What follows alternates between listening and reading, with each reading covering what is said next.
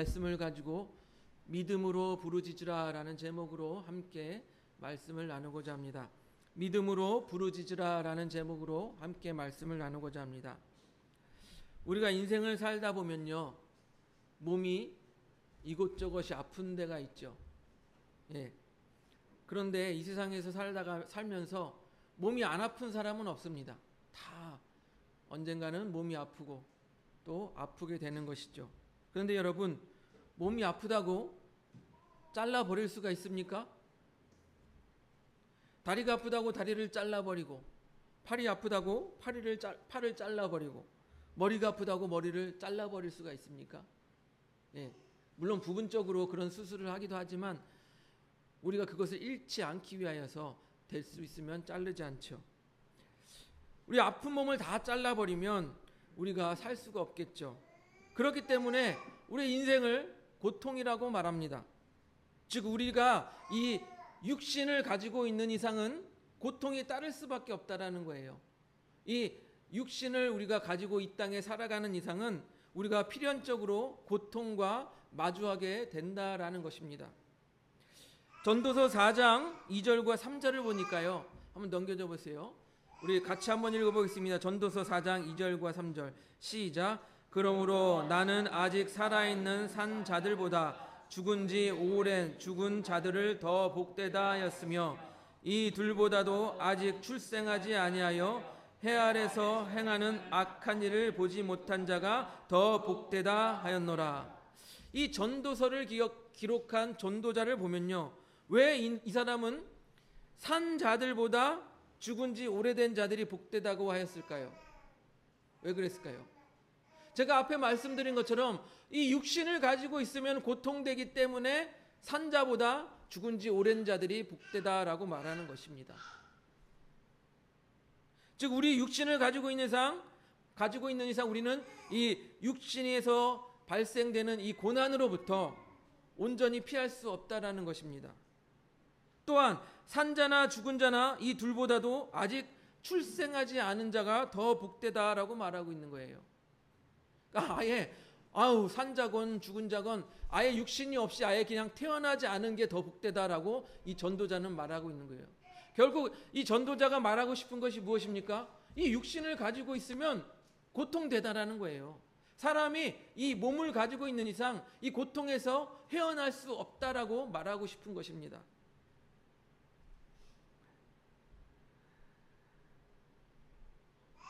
여러분, 우리가 이러한 인생의 고난에서 피할 수 있을까요? 내가 지금 나는 육신이 아프지 않는데요? 이렇게 말하는 분들도 있겠지만 이런 육신의 고통뿐만 아니라 우리가 육신을 가지고 있기 때문에 발생되어지는 다른 고통들도 있어요. 무엇입니까? 쉽게는 경제적인 문제로 인하여서 고통당하는 분들도 있습니다.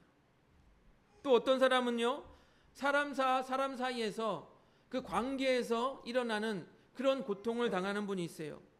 사람과 사람 사이에서 시기, 질투 등 배신, 이런 정신적인 고통을 당하는 분들도 있습니다.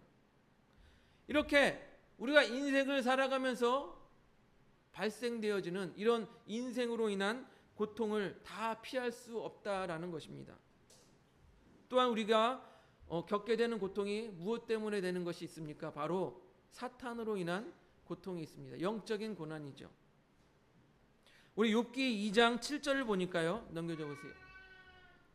같이 한번 읽어보겠습니다. 욥기 2장 7절 시작. 사탄이 이에 여호와 앞에 물러가서 욥을 쳐서 그의 발바닥에서 정수리까지 종기가 나게 한지라. 사탄이 하나님 앞에 욥을 고발하여서 욥에게 고난을 주는 장면입니다. 사탄은 하나님과 우리 사람 사이를 이간질하는 자가 바로 사탄이에요. 그래서 우리 인생의 고통을 통해 하나님을 원망하게 만들고 하나님을 떠나가게 만드는 것이 이 사탄이 하는 일이에요. 그렇기 때문에 아까 앞에서 말씀드린 우리 육신을 가지고 있는 이 고통, 그리고 또한 사탄이 우리에게 주는 고통이 있을 수 있다라는 것입니다. 이와 같이 오늘 제자들도요, 배를 타고 가다가 갈릴리 바다를 호수를 지나가다가 광풍이라는 고난을 만나게 됩니다. 여기서 우리가 생각해야 될 것은요, 제자들 가운데에는 어부도 있다라는 거예요. 배를 타고 가는데 어부가 있으면, 어부가 어떤 사람입니까, 여러분? 평생을 배를 타고 평생을 배를 타서 먹고 사는 사람들이 바로 어부들입니다.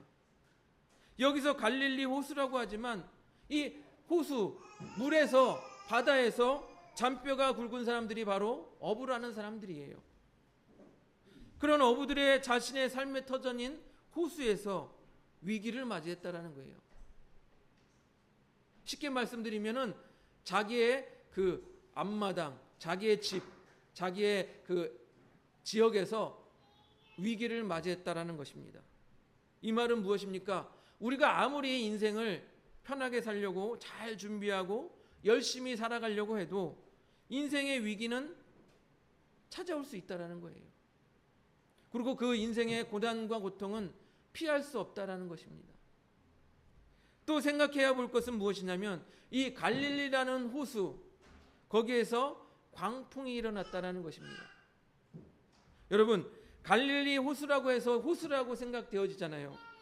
근데 우리가 생각하는 것보다 이 성경에서는 바다라고 표현되어 있는데, 우리가 갈릴리 호수라고도 하고 바다라고도 하는데, 그 사람들은 바다라고 하지만 호수에 가까워요. 예. 왜냐하면 남북의 길이가 20km 정도밖에 안 되고, 그 다음에 동서의 폭도 가장 넓은 곳이 11km, 10km 정도밖에 되지 않는다라는 것입니다. 그러니까 이것은 내륙의 호수. 우리 저기 시화호 그 방파제의 길이가 12km예요. 그러면 시화호의 한 2배 정도밖에 안 되는 게 그게 갈릴리 바다라고 이렇게 사람들이 하는 거예요. 여러분, 그런 호수에서 배가 뒤집힐 만큼 큰 파도가 일어날 수 있을까요, 없을까요? 잘 일어나지 않아요. 예. 그런 작은 호수에서 배가 뒤집힐 만큼 큰 파도가 일어나는 일은 거의 없다라고 합니다. 이 말은 곧 무엇입니까? 우리가 안전할 것 같은 그런 상황 속에서도, 우리가 도저히 위기가 일어나지 않을 것 같은 그런 상황 속에서도 예기치 못하게 고통과 위기가 우리를 찾아올 수 있다는 것을 의미합니다. 이렇게 어부인 제자들이 갈릴리 호수에서 그러한 위기를 맞이한 것입니다. 광풍이 불어서 배가 뒤집힐 위기에 처하게 된 것입니다. 그것을 오늘 말씀 4장 37절은 이렇게 표현합니다. 마가복음 4장 37절 같이 한번 읽어보겠습니다. 시작. 큰 광풍이 일어나며 물결이 배에 부딪혀 들어와 배에 가득하게 되었더라. 예. 성경 말씀은 배에 물결이 가득 차 들어와서 배가 가득 차게 되었다는 거예요. 그리고 곧 배가 이렇게 가라앉게 될 위기에 처한 거죠. 제자들이 이 인생의 위기인 곧 광풍을 만났다고, 예, 그럴 수 있어요. 앞에서 제가 계속 말씀드렸죠. 우리의 인생은 아무리 준비를 잘하고 아무리 피하려고 하고 아무리 안전한 곳이라고 생각되어져도 인생의 위기를 맞이할 수밖에 없다라고 제가 말씀을 드렸기 때문에 이들이 광풍이라는 위기를 맞이한 것은 그럴 수 있다고 쳐요. 그런데 이해되지 않는 부분이 바로 이 구절이에요. 우리 한번 4장 36절을 보겠습니다. 마가복음 4장 36절 같이 읽어보겠습니다. 시작. 그들이 무리를 떠나 예수를 배에 계신 그대로 모시고 가매 다른 배들도 함께 하더니, 뭐라고 말합니까? 예수를 배에 모시고 그대로 갔다. 즉 뭐라고요? 예수님과 함께 했다. 여러분, 제자들이 그냥 위기를 맞이한 게 아니라 예수님과 함께 했는데 위기를 맞이했다라는 거예요. 이해가 되십니까? 여러분, 이해가 되세요? 예수님을 배에 모시고 배를 타고 가고 있는데 위기를 맞이했다라는 거예요. 우리가 흔히 생각하면 어떻습니까? 예수님과 함께하면 뭐라 그래요? 안전하다. 예수님과 함께하면 인생의 위기는 없고 꽃길만 걷게 될 것이다. 이렇게 생각하지 않습니까? 그렇잖아요. 예수님과 함께하면은 인생의 위기는 없고 항상 날마다 기쁘고 꽃길만 걷게 될 것이다. 근데 이것이 우리의 착각이라는 거예요. 착각. 누가복음 9장 23절을 보니까요. 넘겨줘 보세요. 누가복음 9장 23절 같이 한번 읽어보겠습니다. 시작. 또 무리에게 이르시되 아무든지 나를 따라오려거든 자기를 부인하고 날마다 제 십자가를 지고 나를 따를 것이니라. 예수님께서도요, 하나님 앞에 영광을 받기 위하여 고난이라는 십자가를 지셨습니다. 그리고 예수님께서는요, 제자들에게 뭐라고 말씀하십니까? 나를 따라오려거든 자기를 부인하고 자기 십자가를 지고 따라오라고 말씀하십니다. 여러분, 예수님을 따르는 길은 꽃길만 걸어가는 길이 아니라 뭐라고요? 십자가를 지고 따라가는 길이다라고 말씀하고 있는 것입니다. 그러니까 예수님을 따라가려고 한다면 뭐가 동반된다고요? 고난과 고통이라는 십자가가 동반된다라는 거예요. 그렇기 때문에 예수님은 믿고 고통과 고난이 없다, 위기가 없다라고 말하는 것은 원칙적으로는 잘못된 말이에요. 나 예수님 믿고 고난과 고통이 없어요. 날마다 기쁘고 날마다 행복하고 날마다 평안하고, 이 말은 원칙적으로는 거짓말이라는 거예요. 거짓말이에요. 하지만 무엇이 있습니까? 우리 믿음의 사람들은 예수님으로 인하여서 자기에게 닥치는 고통과 고난이 더 이상 뭐가 안 돼요? 자기에게 고통과 고난이 안 되는 거예요. 이해가 되세요? 예수님 때문에 받는 고통과 고난은 더 이상 그것이 나에게 고통과 고난이라고 여겨지지 않기 때문에, 그렇기 때문에 예수 믿고 고통과 고난이 없다라고 말하는 거예요. 왜 그렇습니까? 로마서 8장 18절을 보니까요. 보세요. 로마서 8장 18절 같이 읽어보겠습니다. 시작. 생각하건대 현재의 고난은 장차 우리에게 나타날 영광과 비교할 수 없도다. 지금 아무리 고난을 당해도 장차 우리가 받을 영광을 비교하면은 그것은 고통과 고난의 축도 안 된다, 이 말이에요. 앞으로 받을 것이 더 크기 때문에 지금 당하는 이 고통과 고난이 고통과 고난으로 여겨지지 않는다라는 것입니다. 이해가 되십니까? 또한 수많은 고난을 당하고 수없이 죽을 뻔한 경험을 한 사도 바울도 이렇게 고백합니다. 빌립보서 4장 13절 넘겨줘 보세요. 같이 읽어보겠습니다. 시작. 내게 능력 주시는 자 안에서 내가 모든 것을 할 수 있느니라. 사도 바울은요, 죽을 만큼 매도 맞아봤어요. 궁핍과 고난에도 취해봤어요. 그런데 사도 바울이 고백하는 건 무엇입니까? 내게 능력 주시는 자, 곧 예수 그리스도 안에서 나는 모든 것을 견딜 수 있고 모든 것을 할 수 있다라고 말하는 것이 바로 사도 바울의 고백입니다. 그러니까 제가 앞에 말씀드린 것처럼 예수 믿고 꽃길만 걷는 것은 아니지만 예수를 믿으니까 우리에게 닥치는 고난과 고통이 고난과 고통으로 여겨지지 않는다라는 거예요. 그렇게 믿음의 사람들은 그 고난과 고통을 이겨낸다라는 것입니다. 무엇 때문에요? 예수의 이름으로, 예수의 능력으로 이겨내는 것입니다. 또한 앞에서 말씀드린 것 같이 욥이 어떻게 됐습니까? 사단에게 고난을 받았어요. 우리가요, 고통과 고난을 바라볼 때 그것이 너무나도 크게 보일 때가 있어요.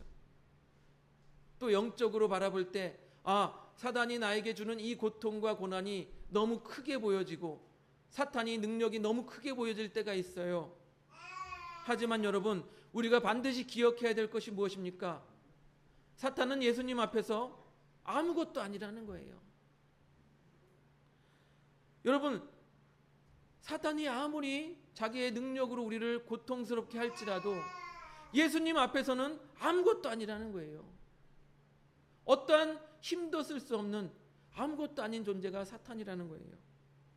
즉 사탄은요, 예수님과 사탄이 이렇게 라이벌이 될 수 있는 그런 존재가 아니라 예수님의 말씀 한마디로 그냥 멸하실 수 있는 그러한 존재라는 것입니다. 우리 요한일서 3장 8절을 보니까요, 넘겨줘 보세요. 요한일서 3장 8절 같이 읽어보겠습니다. 시작. 죄를 짓는 자마다 마귀에게 속하나니 마귀는 처음부터 범죄함이라. 하나님의 아들이 나타나신 것은 마귀의 일을 멸하려 하심이라. 하나님의 아들 예수 그리스도께서 뭐 하신다고요? 마귀의 일을 멸하신다. 곧 마귀가 어떠한, 사탄이 어떠한 고난으로 우리를 괴롭힌다 할지라도 예수님께서 어떻게 한다고요? 멸하신다, 승리하신다라는 것입니다. 그렇기 때문에 예수 그리스도를 믿고 예수 그리스도를 의지하는 우리는 어떠한 사탄의 고난과 고통 속에서도 승리할 수 있게 되는 것입니다. 믿어지시면 아멘 하시기 바랍니다. 예. 우리가 예수님 곁에 머물고 예수님만 의지한다면 사탄은 결코 우리를 넘어뜨릴 수 없다라는 것입니다. 본문에서도요, 예수님의 제자들도 예수님을 부르고 예수님을 찾습니다. 우리 마가복음 4장 38절을 보겠습니다. 같이 한번 읽어보겠습니다. 시작. 예수께서는 고물에서 베개를 메고 주무시더니 제자들이 깨우며 이르되 선생님이여 우리가 죽게 된 것을 돌보지 아니하시나이까 하니. 제자들이요, 배를 타고 가다가 이 광풍이라는 이 위기를 맞이했을 때 예수님을 찾고 예수님을 부르는 장면이 이 장면입니다. 선생님이여 우리가 죽게 된 것을 돌보지 아니하시나이까. 예? 이 말은요, 이 제자들이 얼마나 간절한지를 우리가 엿볼 수 있는 장면입니다. 또한 제자들이요 예수님을 부른다는 것은 무엇입니까? 이 예수만이 우리를 살릴 수 있다라는 믿음이 있다라는 거예요. 근데 여러분 생각해 보세요. 아까도 말씀드렸듯이 제자들 중에 누가 있었어요? 어부들도 있었어요. 어부들은요 누구보다도 이 바다와 이 배를 모는데 잘 아는 사람이 바로 어부들이에요. 그런데 자기들이 감당할 수 없는 일을 만나자 어떻게 했습니까? 예수님을 찾았어요. 예수님을 찾아 부르짖었어요. 선생님이여 우리가 죽게 된 것을 알지 못하나이까? 돌보지 아니하십니까? 이렇게 자신들이 감당할 수 없는 위기와 고통 가운데 이르드는 예수님을 찾고 예수님을 부르짖었다라는 것입니다. 그들의 제자들의 다급한 요청에 예수님이 뭐라고 응답하십니까? 4장 39절을 같이 보겠습니다. 4장 39절 같이 보겠습니다. 시작. 예수께서 깨어 바람을 꾸짖으시며 바다더러 이르시되 잠잠하라 고요하라 하시니 바람이 그치고 아주 잔잔하여지더라. 여기서 우리가 발견할 것은 두 가지입니다. 무엇입니까? 첫째는요, 예수님께서는요 제자들의 다급한 요청에 응답하셨다라는 거예요. 바로 대답하셨다라는 거예요. 여러분 우리가 인생의 고난, 인생의 위기에 마주쳤을 때, 위기에 봉착했을 때 어떻게 하라고요? 예수님을 찾고 예수님께 부르짖으면 예수님께서 어떻게 한다고요? 응답하신다라는 것입니다. 응답하신다라는 거예요. 여러분 너희가 기도하면서 낙심하지 말아야 할 것으로 무슨 비유를 듭니까? 한 과부가 재판장에게 계속 끈질기게 찾아가서 부르짖으니까 어떻게 했어요? 이 재판장이 너가 찾아오는 것이 내가 지겨워서 내가 너의 그 한을 들어주겠다. 이게 곧 기도하는 그런 모습 아니겠습니까? 마찬가지로 우리가 인생의 고난과 인생의 위기에 닥쳤을 때 뭐라고 합니까? 예수님을 찾아가 부르짖으라는 것입니다. 그러면 어떻게 한다고요? 응답하신다라는 것입니다. 또 하나는요, 예수님께서는요 못하실 것이 없다라는 거예요. 보세요. 인간의 힘으로는 이 광풍, 바다에 부는 광풍을 제어할 수 있습니까? 없잖아요. 인간의 힘으로 바다에서 부는 태풍 우리가 제어할 수 있습니까? 없잖아요. 그런데 주님께서 주님께 부르짖었더니 주님께서 어떻게 하셨습니까? 그 신적인 능력으로 잠잠하라 하니 잠잠해진 거예요. 여러분 예수님은요 인간의 몸으로 이 땅에 오셨지만 하나님의 아들이십니다. 곧 신적인 능력을 가지신 분이에요. 또한 삼위일체 하나님이십니다. 그렇기 때문에 못하실 것이 없는 거예요. 여러분 인간이 하지 못하는 일 예수님께서는 하신다라는 거예요. 대표적인 게 무엇이 있습니까? 죽은 나사로를 살리신 게 예수님 아니겠습니까? 여러분, 죽은 자를 살릴 수 있는 사람이 있습니까? 없잖아요. 그런데 예수님은 가능하다라는 것입니다. 여러분, 즉 인간이 못 고칠 질병도, 인간이 고치지 못할 질병도 예수님께서는 어떻게 한다고요? 고치실 수 있다라는 것입니다. 믿으시면 아멘 하시기 바랍니다. 예, 믿는 자에게 능력이 나타나는 것입니다. 여러분, 우리 대한민국에 이 시대의 지성이라고 말하는 이어령 박사가 있어요. 대한민국에서 똑똑한 사람이다, 지성이다라고 해서 많은 사람들이 그의 강연을 듣고 그의 말을 들었던 이어령 박사라는 사람이 있습니다. 그는 무신론자였습니다. 그래서 기독교에 대하여 비판적으로 말하고 다녔습니다. 그런 이어령 박사가 태어나서 난생 처음으로 하나님 앞에 기도를 하였다라고 합니다. 딸이 갑상선 암에 걸렸고 딸이 망막이 파열되어서 이제는 눈이 안 보일 것이다, 실명될 것이다, 그렇게 이야기를 듣고 이어령 박사는 딸이 있는 하와이로 갔습니다. 거기서 딸을 보고 마음이 무너졌겠죠. 그리고 나서 하와이에 있는 작은 교회에 가서 난생 처음으로 기도를 합니다. 그의 책에 이런 기도가 적혀 있습니다. 하나님, 나의 사랑하는 딸 미나에게서 빛을 거두어 가지 않는다면 저의 남은 생을 주님께 바치겠나이다. 아주 작은 힘이지만 제가 가진 것이라고는 글 쓰는 것과 말하는 천한 능력밖에 없사오니 그것이라도 좋으시다면 당신께서 이루시고자 하는 일에 쓰실 수 있도록 바치겠나이다. 무신론자였던 이어령 박사가 자신의 딸을 위해서, 이제 눈이 안 보이게 될 것이라는 자신의 딸을 위해서 이렇게 기도한 거예요. 딸에게서 빛을 거두지 마시옵소서. 얼마 후 기적이 나타났습니다. 딸이 수술을 받기 위해 병원을 찾아갔는데 의사는 망막 손상이라는 것이 전혀 없다, 발견된 적이 없다라고 말하는 거예요. 그렇게 이어령 박사는 하나님을 믿고 예수 그리스도를 영접하고 75세 된 나이 2007년 7월에 세례를 받았다라고 합니다. 그리고 기독교를 비난하고 무신론자로서 기독교를 반대하고 다녔던 이어령 박사는 이제 남은 평생을 주님을 증거하면서 그렇게 살다가 돌아가셨습니다. 여러분, 이어령 박사는 주님께 다급한 요청을 한 거예요. 그리고 예수님께서는 불가능해 보일 것 같은 망막을 고쳐주셔서 딸의 눈을 보게 해주셨습니다. 예수님께서는요, 다급한 제자들의 요청에 응답하셨고 사람으로서는 불가능할 것 같은 바다의 광풍을 잠잠하게 하셨다라는 것입니다.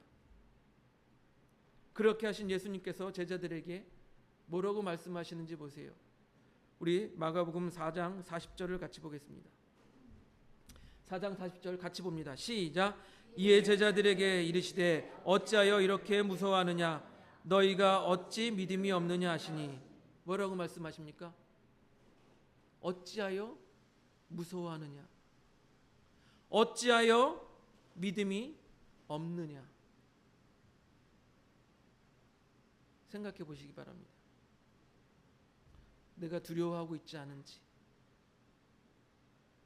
주님께서 나의 이 질병, 나의 고통, 나의 위기를 해결해 줄 것을 믿고 있지 못하고 있는 나의 모습은 있지 않는지 한번 생각해 보시기 바랍니다. 사랑하는 성도 여러분, 우리는요, 인생이라는 고해를 살아간다고 합니다. 태어나면서부터 죽기까지 고통의 연속이라고 말하고 있습니다. 어려서 겪는 고난이 있고, 나이가 들면 나이가 들어서 겪는 고난이 있고, 여러분, 일이 많으면 일이 많아서 고통이고, 일이 적으면 일이 없어서 고통입니다. 때로는요, 자신의 힘으로 어찌할 수 없는 건강의 문제로 인하여서 고난을 당할 때가 있어요. 여러분, 오늘 말씀을 통해서 우리가 깨닫고 알아야 할 것이 있습니다. 무엇입니까? 이 고난은 피할 수 없지만 예수님과 함께라면 어떻게 한다고요? 이겨낼 수 있다라는 것입니다.